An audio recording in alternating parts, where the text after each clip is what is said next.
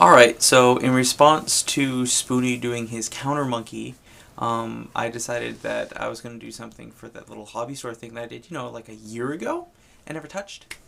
So I'm going to tell my own stories of owning a game store, running an anime club, my own personal games, my own personal little trips and stuff.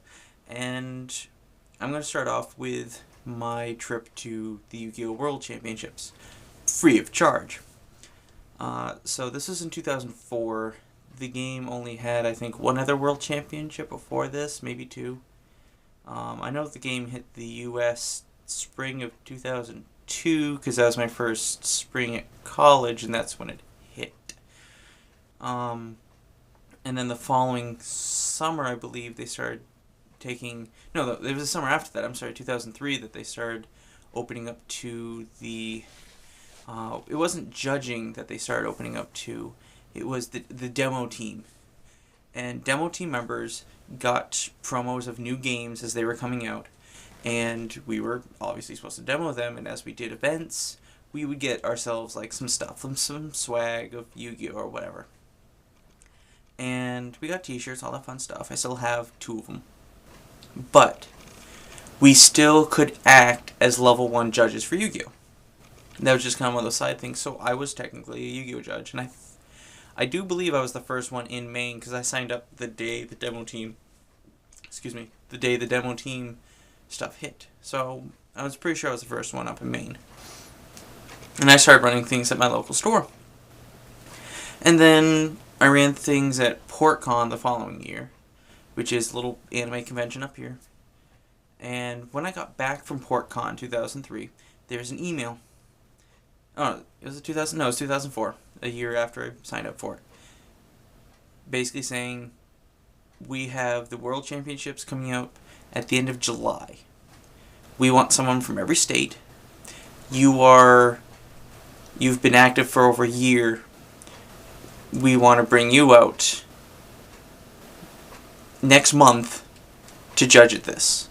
Free of charge. Put you up at a 4-star hotel right next to the event. You get swag, you get money for food, you get, travel to and from the airport, you get free stuff.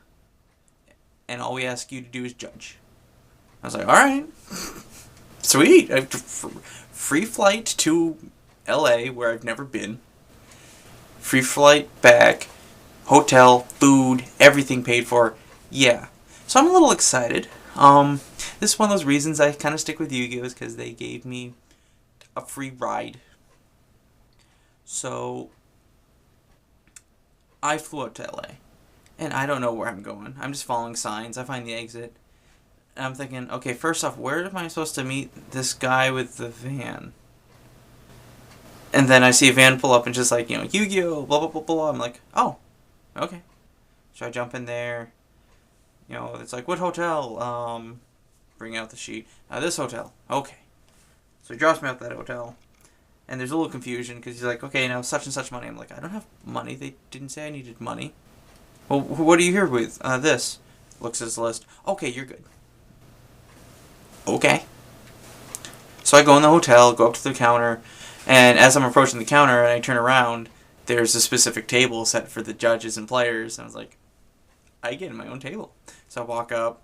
They set me up with the hotel. They say, you're going to be rooming with these 3 guys. I was like, okay. And like, well, this guy's a level 3 judge, and this guy's a level 2 judge, and this guy's a level 2 judge. So you're going to be with some vets who have been to a lot of big events. Oh no, I'm sorry. They only roomed me with one of them, but the other 2 were there almost consistently. So I go up there and I meet the guy, and he seems nice enough. If I can remember his name, but he was a level 3. He was one of the few level 3s. So it was kind of cool, I'm just a little judge up in Maine with level 3 who's been around for a while. So I'm like, okay, this is cool. I can get with this.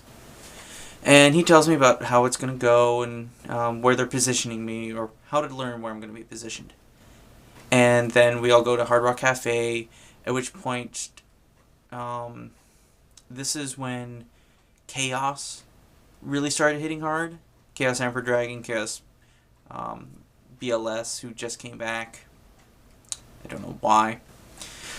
And And we were all discussing ways to get around it, and I mentioned, oh, we can use barrel behind the door on it, that's fine. And there's this big argument back and forth between me and one of the other level 2s, like, that won't work like that. I'm like, yeah, it will. And we went back and forth until the level 3, he was at the bathroom, came back, and I was like, does this work like this? And he's like, yeah. Level 2's like, oh, what? I'm going to put that in my deck. I'm like, yeah, I did it first. You can, borrow mine. No, you didn't borrow mine. Only had one. Showed up in the event the next day. And when I'm talking to the organizer, he's like, you're going to go here, you're going to go here. And any level 1 judges who want to take the judge test, come talk to me. I'm thinking, a judge test? I could be a level 2. That could be neat. Yeah. I know my stuff. Yeah. I know that I can do this. I talked to him. He's like, sure, just come to the hotel at this time, the bottom floor, and this, and you'll take the test.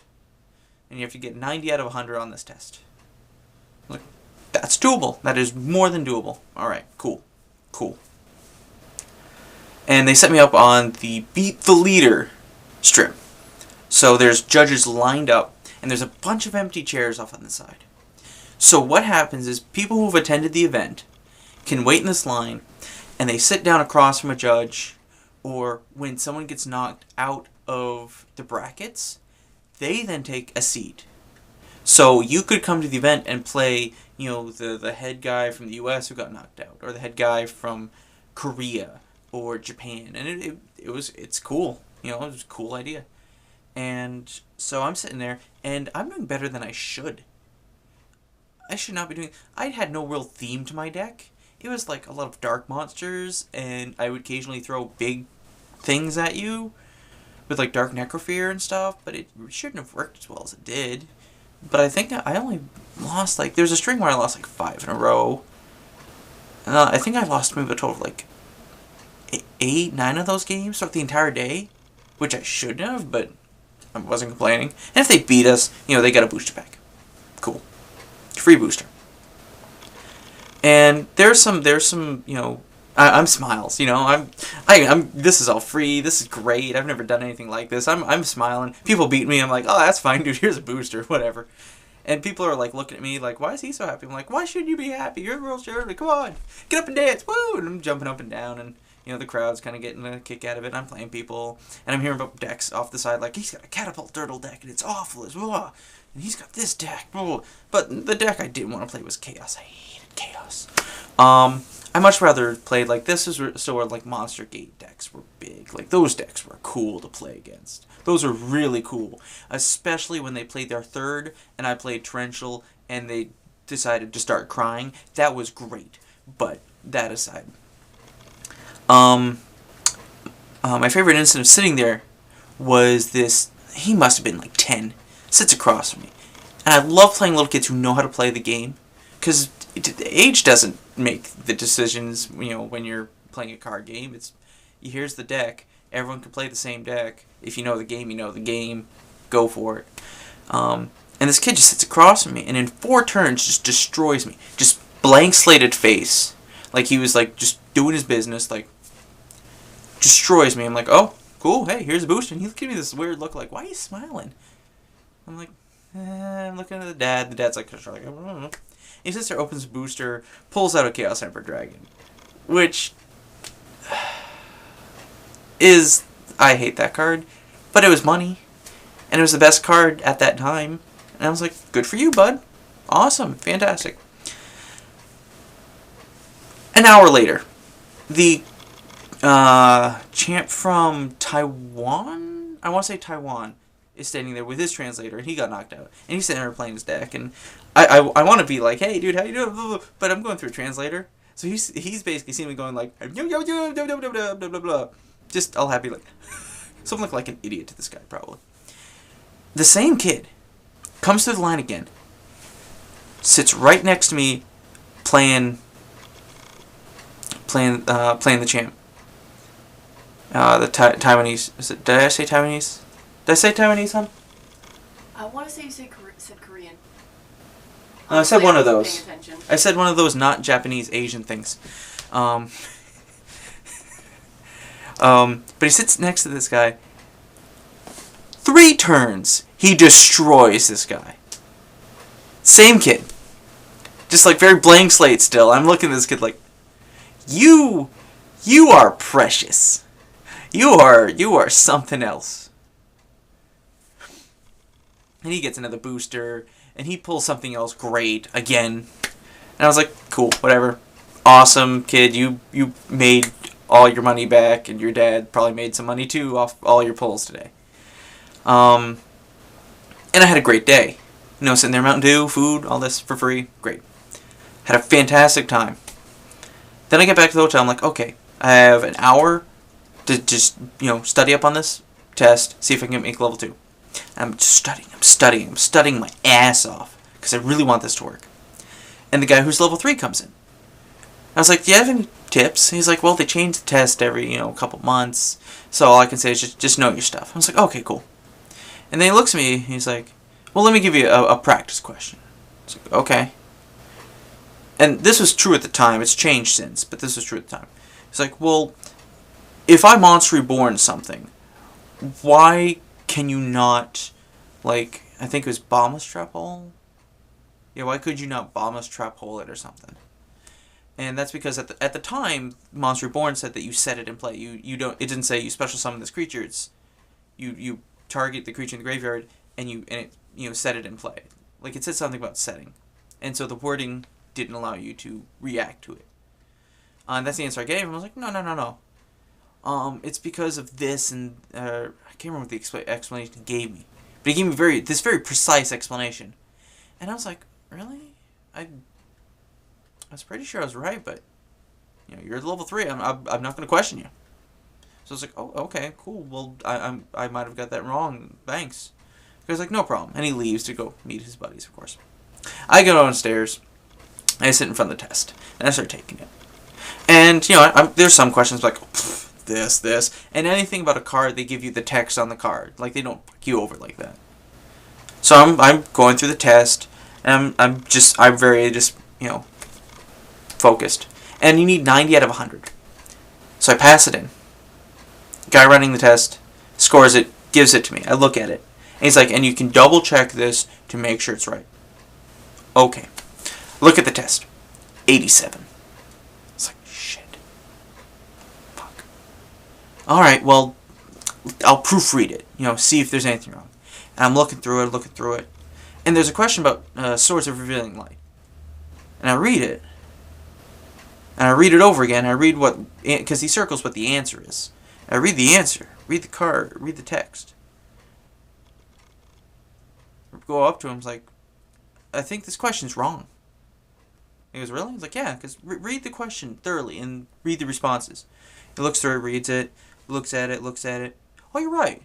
Yeah, this is this. It should be this. Yeah, cool, so you caught that one. Hands it back to me. Still 89. The question was only worth 2 points. And he's not giving me extra credit for finding an error on the test. I was like, shit. Well, what answers did I miss? So I'm looking through. One of them. The exact question the level 3 judge gave me as an example. The answer I gave to him in response was the correct answer. The one that he gave me was the wrong answer. So I go up, and I remember the guy's name right then because I was rooming with him. I was like, "What about this one?" He goes, "No, that one's right." Really? Yeah. Okay, because I'm rooming with such and such, who's level 3, and when I asked him for advice, he gave me this exact question, gave me this exact answer. Well, then he was wrong. I don't know why he would answer that one wrong like that. He should know better. My eyes immediately just saw red, and I wanted to go up there and just throw him out the window. Because if I had gotten that question, that would have brought me up to 91. Not that I couldn't have still gotten there with answering one other random question correctly, but still, that was one I knew. And it felt like he purposefully gave me the wrong answer. And surprisingly enough, I didn't see him at all after that. He must have stayed in his buddy's room because he did not come back after that. And when I was in the shower, he came in, grabbed his stuff, and left. So he was a bit of a douche. So that sucked. But wasn't going to let it ruin my weekend. I was still having a great time. You know, I'd gotten free boxes. I got a free, booster box. I got free boosters. I brought stuff to trade. I traded with people from Japan. They wanted our English cards as much as I wanted their Japanese cards. Because you don't get that opportunity very often. There's people from, Korea still there. There's people from, just all over the world. Trading for, rares and super rares, their favorite cards, or cards that haven't come out in their country yet. Because they want the card, or they want it in that language, just as something special. And I have to check my gold binder. You know what? Hold on. I know where it is. Hold on. I want to talk about it. Okay.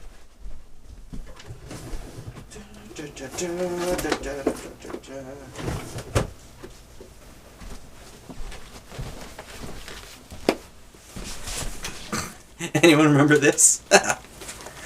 Master Collection. There we go. Oh, color test card. How I miss you. I really should still put stuff in here. It's really nice, but I don't have anything that rare. Okay, first off, that was a cool fucking sleeve. I wish I got a set of those, but this is what he gave it to me in. Original ultra rare crush card. Oh, I wanted this so bad. And I think I traded. What did I trade for it? I want to say Strike Ninja, but I know that's wrong. Shit. I'm not sure. It might have been something simple like a man-eater bug or something. No, I know I traded an ultra rare for this one. Because it's an even up trade. But yeah, I was psyched to get that. Because I've been waiting for that card. And even when it came out over here, it was already banned before it got released over here. So I never got a chance to use it. I still have a deck ready to use Crush Card in. Heck, Dark World could use Crush Card now. It would give Latium something to actually fucking do. But yeah, and then, drove home, flew home. They sent me more stuff after I got home. Just as a thank you. I took pictures. I still have they gave everyone I think they were level 3 specific. Level 2 or level 3.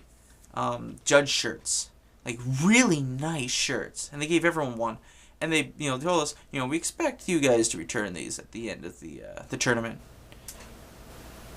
None of us returned them. We all kept them. I still have it. I love that shirt. It's still a really nice shirt. Very, light, really love it. I wear it to work. But yeah, so that was my exciting adventures to LA, flown for free to work at the Yu-Gi-Oh! World Championships 2004. Next story is probably going to be my first RPG game and how everything blew up at my face and I almost killed the rest of the party in retaliation.